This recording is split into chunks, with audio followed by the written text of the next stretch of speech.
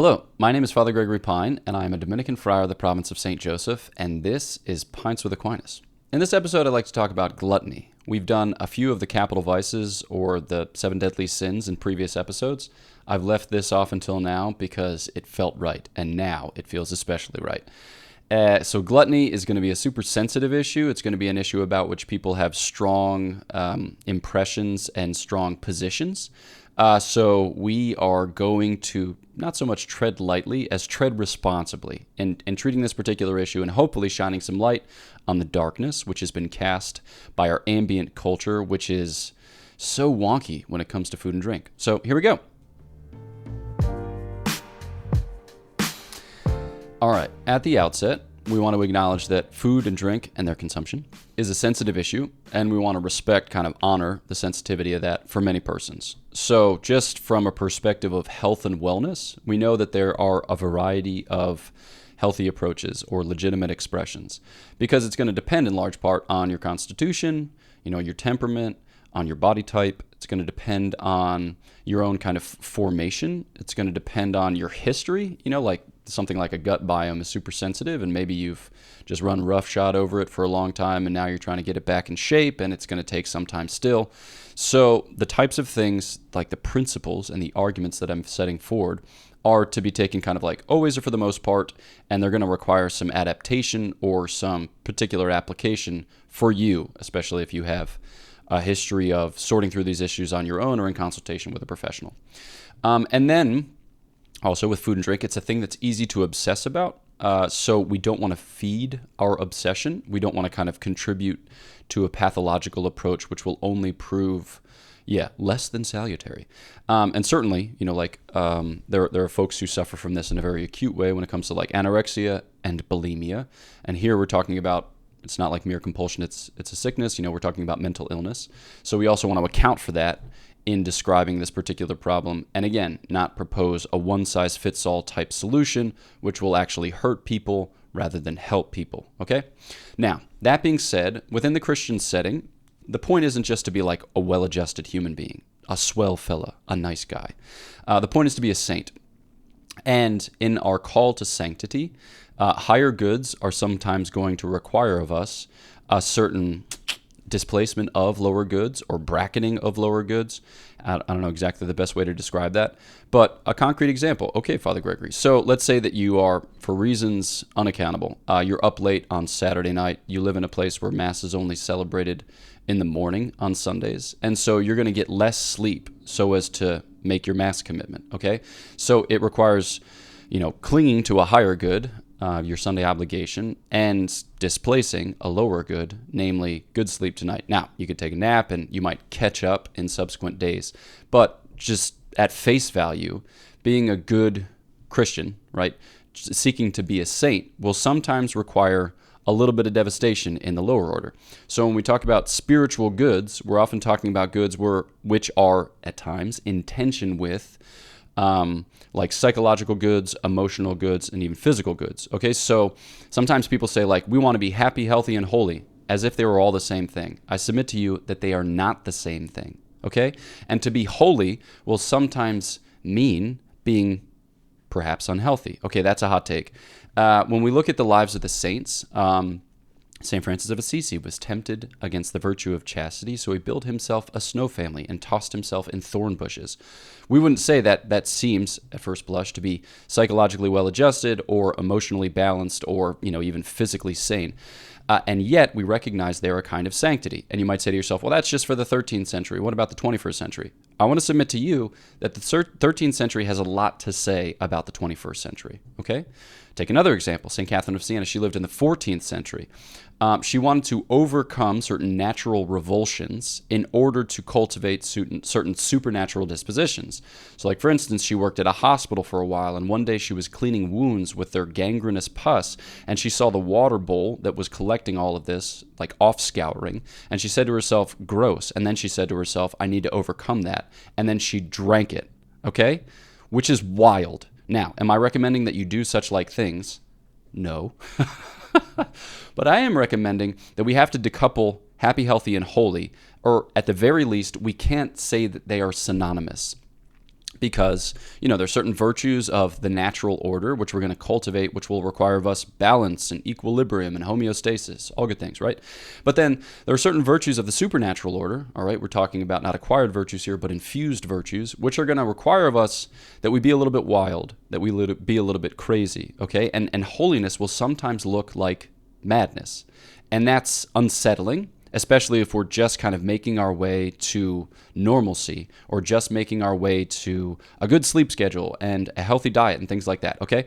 So when someone proposes that, it can be kind of shocking, it can be unsettling, and yet we can't say to ourselves that the purpose of the human life is just to be well-adjusted or well-adapted to our kind of ambient environment, because it's not. The point of the human life, of our human lives, is to be like God. All right, the point of our human life is deification, divinization, to be drawn further up and further into the divine life. And so, enjoy communion with Father, Son, and Holy Spirit. And that's going to place some seriously, radically, sometimes devastatingly, real claims on our humanity. Okay, so we need to be prepared for that. We're responding to the Lord in the context of prayer and sacrament and Christian friendship and study and penance and other things besides, okay? But I'm just introducing these principles and advancing some of these arguments so that way we don't settle for something less, okay? We don't compromise on the full grandeur of our human dignity and vocation, okay? So here we go. All right, so just to say that. Now, when it comes to gluttony, there's a whole host of related issues when it comes to food and drink, and we're not going to address all of them because that'd be too complicated, but you're thinking like, are these products organic, or where are they sourced and shipped? So like fair trade things. I'm not going to talk about those because St. Thomas Aquinas doesn't talk about those too terribly much, because everything that's being sold in his marketplace is farmed close and shipped, like minutes rather than hours, days, weeks. But St. Thomas wants to just kind of treat the consumption, as it were, the consumption of food and drink just in itself, okay? So he's going to talk about the kind of food and drink, and he's going to talk about the way that we consume the food and drink as his principal considerations. And he thinks that this is touching on something that's super important. Okay, so it's not going to be the most important. You're here thinking of the Divine Comedy and the Purgatorio, the Mount of Purgatory, as you go through these concentric rings of purification, of healing and growth. And the first one that you touch upon is pride, because that's the most grave. And then the next one is envy, because that's next most grave. And then anger, and then sloth. And then eventually, you get to those sins of the flesh, which Dante, following St. Thomas Aquinas, considers most light. Okay, because in being less spiritual and more corporeal, they tend to touch on things which are base or common, less exalted, less, you get it. Okay, so like gluttony is, I think, the sixth circle after having passed through avarice and before you get to lust. So still important, right, but less important than some people might attribute. Yeah, I don't know actually how to finish that sentence because I make some phrases so complicated that they're unfinishable. Alas and alack. But when it comes to food and drink, we're talking about something that's of necessity because you need food and drink in order to continue living, in order to preserve your existence. But also it touches on one of those most instinctual tendencies by reason of the fact that it's necessary for the preservation of life. It's a most instinctual tendency, and it tends to be most easily kind of warped by or perverted by the fall, because the fall is going to touch upon or pervert, affect the desire for food, drink, and sexual intercourse most acutely, all right, or most urgently. Okay, so all that background, then what are we talking about when we talk about gluttony? We're talking about an immoderate desire for eating and drinking, one that is contrary to the rule of reason, okay? So we're talking about desire, we're talking about appetite, we're talking about a certain lack of moderation or immoderation, and it's contrary to the rule that he's proposing here is the rule of reason, whether that be human reason or divine reason, but reason nonetheless, which requires of us, when we engage with certain goods, that we do so in principled fashion or orderly fashion, so that the higher goods be affirmed in such a way as to kind of position or subordinate those lower goods in keeping with our human nature and our human call. So St. Thomas will say that gluttony can sometimes be a mortal sin if we defect from the end, right? And when you're like, okay, what are you talking about here? Well, the end of our lives is God, right? The glory of God and the salvation of souls, which is like our appropriation of God. And if our desire for food and drink, or the inordinate desire for the consumption of food and drink, becomes such that it totally deflects us from that end, then we're talking about a mortal sin. But if it signifies just like a bad use of the means, okay, or if it's just like a kind of detour, or if it's a less excellent way to go about the pursuit of the end of God, then we're talking about a venial sin, okay? And you say to yourself, when does food become the end of life? Well, here, think about certain types of people, like the health nut or the foodie, or sometimes like even the way in which veganism is practiced can become all-consuming, such that it's the controlling paradigm of a human life, and it begins to cast a moral censure upon all those who are not vegan. You've come across this, I'm sure. Or like wellness crusaders. So I'm not saying that these people are necessarily sinning mortally, but I'm saying that these types of tendencies, when health nuttitude and when fooditude and when veganism and then wellness crusading becomes so consuming, when it becomes so englobing or encompassing that it can deflect us from what is in fact the center, then we've got a problem. I have recently befriended some folks who work for an apostolate, which, like it takes account of wellness and takes account of our, like consumption of food and drink and other things besides, right? But it's very conscious. These folks are very conscious of placing Christ at the center. So the image that they use is the monstrance, right? With Christ at the center and then other things radiating from that. So we want to always have God at the center. God is our end. And if these other pursuits, health nuttitude, fooditude, veganism, wellness crusading, become a defection from or a departure from that path, then we have to readjust, right? Then we have to ask ourselves the hard questions and answer them honestly so that we can get back on the path. Okay, so St. Thomas describes that there are 5 main ways in which we can sin gluttonously, or that we can fall into the sin of gluttony. And he says 3 pertain to the type of food, and then 3 pertain to the way we consume it. So regarding the type of food, he says that we can sin, like by the sin of gluttony, when it's too sumptuous, when it's too dainty, or when it's too excessive. So in this particular case, I think that we have to, again, engage with our experience and then be honest before our experience when it comes to these types of things. So food, he says, is sumptuous when it's too costly in kind. He says it's dainty when we insist on it being prepared too nicely, and it's excessive, when it's too much in quantity. That one is pretty straightforward. So sumptuous, too costly in kind. I think about this in the setting of my own life, my own religious life. So it's a kind of dictum of religious life that you shouldn't have access to goods in religious life to which you didn't have access previously before entry. Okay, so if religious life becomes an opportunity to experience all kinds of cool and nice goods that you wouldn't ordinarily have had, then it's corruption, right? It's not perfection. And so there are certain things that you just probably shouldn't have as a religious, right? So yeah, like lobster tails and filet mignon, stuff like that. But then you ask yourself, okay, cool, Mr. Religious Pants, but what about Christians in general? What about the laity? Well, I think that this is a check on some of our sensibilities. I think by virtue of the fact that we are Christian, that we should self-limit, that there are certain excellent things or costly things or sumptuous things that we should set aside, because all of us are called to the spirit of poverty. And when it comes to food, you don't want to skimp out on nutrition or, like dietetic baseline, but you don't want to indulge in such a way that you become the type of person who can only eat the creme de la creme. Okay, so then dainty, when we're talking about it being too nicely prepared, like all of us have had the experience of a well-prepared meal and a poorly prepared meal. Certain foods are just that way, like chicken, for instance. If you prepare chicken well, it's delicious. CF Chick-fil-A. If you prepare chicken poorly, it's just desiccating. It's an absolute desert-scape. Okay, but can you finish it, right? Can you find a way to finish it? Sure enough, I think so. And you see, like the way that people interact with condiments is sometimes an indication of this type of attachment. It's like unless a thing is perfectly prepared, they just destroy it with salt or pepper or hot sauce or honey mustard, whatever else it is, okay? But then we're not tasting the food, we're just tasting the condiment. Okay, so we have to ask ourselves the tough question, am I becoming dainty? Or am I insisting that food be prepared daintily? I don't exactly know the best use of that particular word. But I think that there should be a range within which we can enjoy food.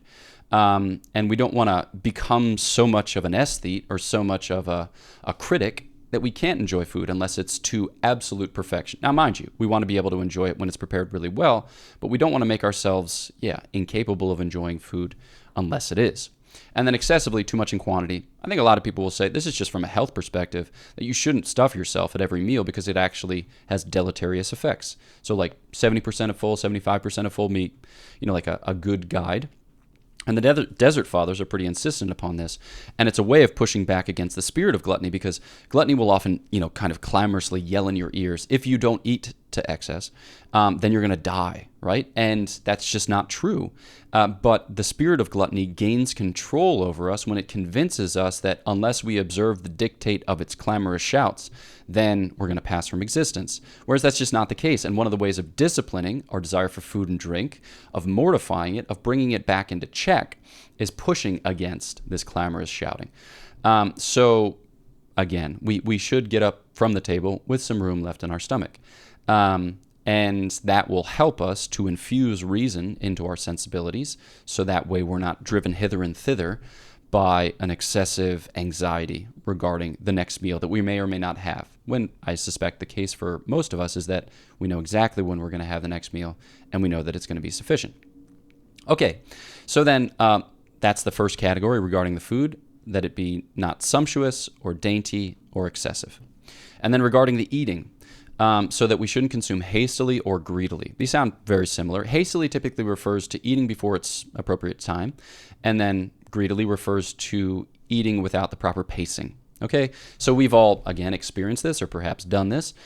Hastily, I think that all of us have had the experience about mid-morning, all right, if I don't have a snack now, I'm going to die. Which, there's nothing wrong, intrinsically wrong with snacking, but there is something wrong with feeding the spirit of gluttony. And the spirit of gluttony is always going to advance your meal times. It's always going to increase your snack times. It's always going to convince you that, you need to pamper and to coddle your humanity with food and drink, because life is sad and lonely and anxious. Okay? So, yes, life is sad, lonely, and anxious, but it's for us to find the Lord in the midst of that. And mind you, sometimes we need to take a certain care of our humanity because it's fragile, because we are weak and wounded, and otherwise we'll be dashed against the cruel rocks of reality. So food can be helpful in that way, but if we become overly dependent upon it, in fact, enslaved to it, then we have a problem. And what we're talking about is in fact gluttony. So you have a kind of Christian sensibility, certainly bred into us by the monastic tradition, that there are certain times reserved for food and that we should hold off until those times. And like Exodus 90 has seized upon this and has made it part of the program. So again, snacking is not evil, especially if we do so reasonably and moderately. But if there's a general tendency in our life to consume more, to consume earlier, to consume oftener, then that's the type of thing that we should be aware of, right? And that we should push back against, ask for the grace to overcome insofar as God gives it. So then greedily without the proper pacing, there can be any number of reasons for this. I think for a lot of us, we find ourselves sitting at our desks at midday and just eating quickly so that we can get through that task and onto the next more efficient task that we can bill our customers for. And I think that can be dehumanizing. So I had an internship at one point, and I got up to take my lunch like in the break room or wherever else, and I noticed that no one else got up and no one else had planned to get up because everyone else was planning to work through their lunch break. And at a certain point, I just started inviting people. There was a park not too far away from our office. I started inviting people to join for lunch, and it had a kind of leavening effect on the group. Now, mind you, I was only there for 2 months, and it didn't matter, and I'm sure they went back to their old practices, and who cares? I'm not the savior of the food world.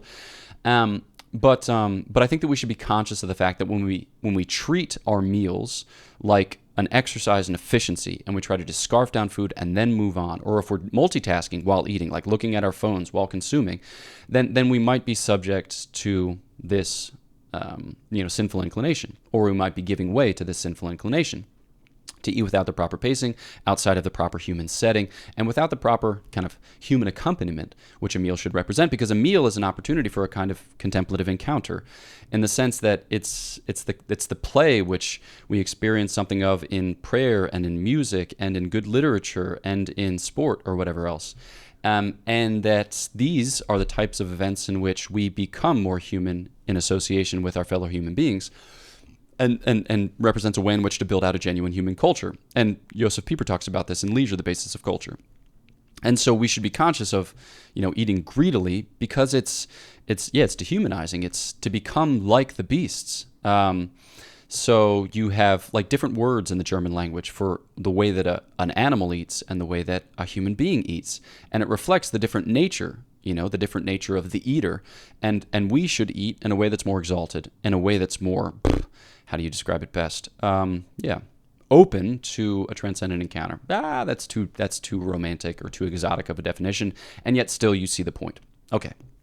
So then for a final point, following St. Gregory the Great, St. Thomas identifies certain daughters of gluttony. This is to say, if we don't check gluttony, then it gives way to other things besides, which can be complicating factors or depressing factors for our human life. So one of which he says is like dullness of the sense of understanding. We've all felt this with like food coma, unseemly joy, the kind of euphoria that certain people express when anticipating or when consuming, which can be like kind of strange. People got real pumped about bacon a while back, and I always wondered why. I didn't quite get it, and maybe that's because I'm insensible. But yeah, when we find ourselves over the moon about certain foods, like what's exactly going on there? We shouldn't be dead-eyed and like slack-jawed. Like there should be a certain excitement about eating, which is proportionate and just. But when we're setting up a George Foreman grill next to our bed so that way we can wake up to the sound and smells of bacon, only to have our foot clamped by it, then we've got a problem. C.F. Michael Scott. Okay, so the next one that St. Thomas lists is loquaciousness or loquacity. And he just tends to think that overconsumption leads to overtalk, oversharing, a kind of immodesty almost. And then he lists the next one, which I love, scurrility, which is a certain levity from lack of reason in the way that we comport ourselves. And then the last is uncleanness. And here he has in mind the tendency of certain men to ejaculate after having overconsumed, like so passing the night in restlessness or in strange dreams because of overconsumption. Then there'd be a higher instance of what he calls nocturnal pollutions and what typically is called wet dreams. And I think that there's, that's probably borne out by experience. St. Thomas wouldn't have described it as such were it not a problem. But I think that what we're saying here is, when it comes to sexual uncleanness, as he describes it, there's a certain responsibility that we have to be vigilant, that we have to be watchful, and that we can't just say, it's fine because I'm not doing the actual sexual thing now, and if it happens later, whatevs. It's like, no, we have a certain custody over how we dream and how we think and how we sleep. It's not one for one, it's not direct, but it can be indirect. And that's not to make us yet more consumed with thoughts of responsibility in such a way that we shut ourselves down with anxiety, but it is to say that we can build out our consciousness of the implications of our spiritual life and the responsibility that we have for it by slow steps. Okay? So, to sum up, when it comes to gluttony, we're talking about, again, a sensitive issue. And so I don't want to say this is a one-size-fits-all or you definitely have to blah, blah, blah, and thus and such without due sensitivity to the persons involved, their histories, their experiences, and things like that. And especially when we're talking about something more, compulsive or something that represents a genuine mental illness. But the virtue dynamics here are going to push us, they're going to incite us to respond more generously to the Most High God, and that might mean certain negative effects, which are physical or emotional or psychological, or at least we can't associate our holiness with just positive emotions, okay? Because they come apart, all right? And I'm not going to say as a Christian you should be coming apart at the seams physically. You should be absolutely devastated emotionally. You should be at odds ends psychologically. I'm not saying that, okay? It's not necessarily an inverse relationship, but it's not one for one, okay? So we can't become enslaved to a certain equilibrium or homeostasis, which will actually foreclose on the possibility that the Lord is calling us to something heroic, which might take a toll. Okay?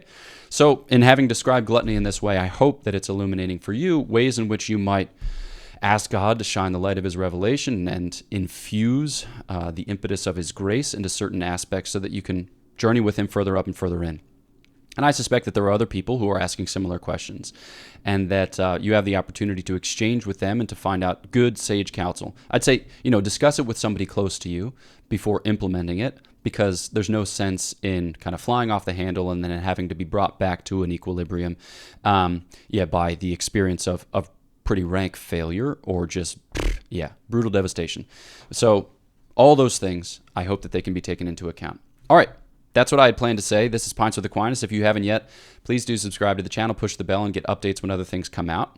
Also, I contribute to a podcast called Godsplaining, where we talk about similar things with some frequency. Also, cool update vis-a-vis Godsplaining is we're hiring. We're hiring a podcast assistant. And we're hiring a social media editor. So those two postings are going to be, you can find them at godsplaining.org. We've started to put the word out via email and via social media. So if you're interested in those things, you can find out more details, job descriptions on godsplaining.org, and submit your application in the way described. And then also, when talking about applications, here's another cool application opportunity. Our province runs Providence College in Providence, Rhode Island. And I was talking to one of the campus ministers there, or one of the chaplains at PC, and he says that they are looking for a PC complex director. So they've started posting this complex director job, and basically they're looking for mission-oriented applicants for a hall director for several residences at PC. And this person would be like helping to build their dorm chaplaincy program. So like a young Catholic interested in helping students and coordinating with the Catholic and Dominican mission of the school. So if so, you can find the job listing. I'm going to click on this link and tell you where you can find the job listing. You can find the job listing at careers.providence.edu. So again, complex director, or you can be in touch with Father Damien Day, who can be reached at damien.day@providence.edu, DAMIAN.day@providence.edu, if you have any questions or if you want to follow up further. Okay. Oh, wait. One more thing. Last thing. Dominican Rosary Pilgrimage is coming up, and that's on September 30th in Washington, D.C. at the Basilica of the National Shrine of the Immaculate Conception. And it's going to be like a day of recollection where I'm going to give a talk, and then we're going to have time for adoration and confessions with a lunch break, and then I'm going to give another talk, and then we're going to pray the rosary, and then we're going to have a vigil mass. So it's going to be awesome. So I hope to see you there. Hope to pray with you there, and you'll be able to meet other Godsplaining friars and Thomistic Institute friars and other things besides, other persons besides. So it's going to be sweet, I think. I hope. I pray. Okay, that's all I got. Know my prayers for you. Please pray for me, and I'll look forward to chatting with you next time on Pints with Aquinas.